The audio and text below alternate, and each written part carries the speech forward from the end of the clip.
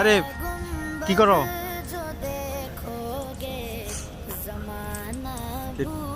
Steel building এ কাজ করার সময় মেন একটা সমস্যা হচ্ছে কারেন্ট যায়, সময় মতো কারেন্ট চলে যায়। যেমন এখন টিন তুলছি, টিন শিটিং করবো, তো এই সময় কারেন্ট চলে গেল। এখন কি আর করা, এদিকে সময় শেষ।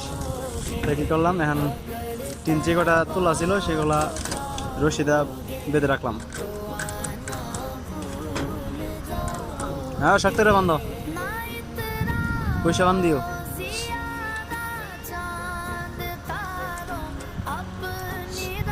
আর 2 গ্যাপ আছে, ইনশাল্লাহ কালকে হয়ে যাবে।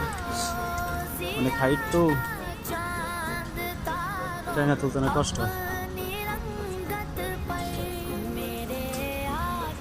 আমরা স্টিল বিল্ডিংয়ে কাজ করি, খুব কম লোক নিয়ে কাজ করি, সর্বোচ্চ 4-5 জন এরকম নিয়ে শেড করি।